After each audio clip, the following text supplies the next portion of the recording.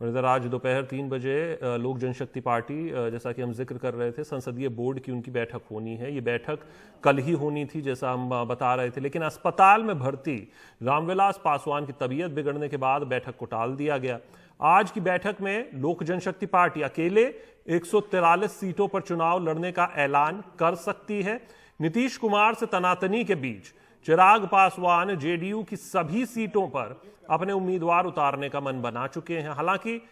लोक जनशक्ति party NDA गठबंधन में बनी रहेगी और प्रधानमंत्री मोदी के चेहरे पर मोदी जी से बैर नहीं, नीतीश तेरी खैर नहीं, इस नारे के साथ चुनाव लड़ेगी। हमारे साथ हमारे सहयोगी मनीष कुमार जुड़ चुके हैं। मनीष, सबसे बड़ा सवाल इस पूरे प्रकरण के बाद यही उठता है कि आखिर ये जो लोक जनशक्ति पार्टी का जो फॉर्मूला है वो फिक्स क्यों नहीं हो पाया, और अगर नहीं हो पाया तो ये किस तरीके का असमंजस है या किस तरीके की ये इक्वेशन बनती है कि आप गठबंधन में रहेंगे केंद्र में, लेकिन यहां पर आप उसी पार्टी के खिलाफ, जो आपकी मुख्य पार्टी है अगर जेडीयू को हम कहें, उसके खिलाफ आप अपने उम्मीदवार भी उतारेंगे और फिर किसी ना किसी, जो भी अगर इंजीनियरिंग कहें, बाद में जब चुनाव के नतीजे आ जाएंगे उसके बाद उसके लिए भी तैयार रहेंगे। क्या है ये सब?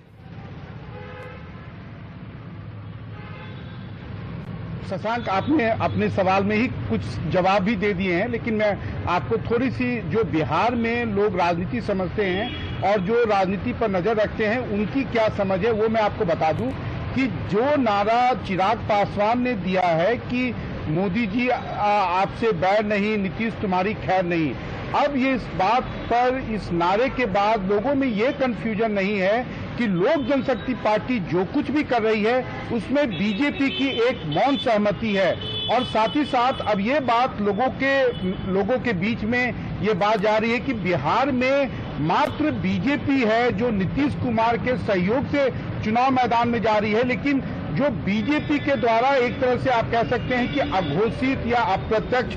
क्योंकि जिस प्रकार से कुकुरमुत्ते की तरह हर दिन यहाँ पर तीसरे मोर्चे में हर एक दिन एक नया फ्रंट का गठन होता है और हर के निशाने पर नीतीश कुमार रहते हैं, उससे ये बात अब लोगों में और ज्यादा डिस्कशन में ये फैलती जा रही है कि कहीं ना कहीं इस बार बीजेपी जो लड़कर नीतीश कुमार से सत्ता नहीं छीन पाई थी, शायद ये बीजेपी का हो सकता है कि प्लान बी हो कि इतने लोगों को, इतने दलों को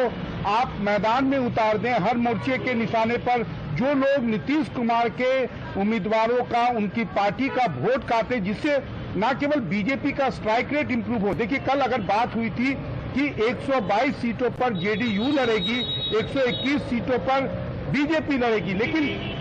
नीतीश कुमार को अपने कोटे से जीतन राम मांझी को एकोमोडेट करना है। लेकिन अगर चिराग पासवान अलग लड़ते हैं तो अगर आप उस नंबर को देखें तो 121 की संख्या हो जाती है। पहली बार बीजेपी तब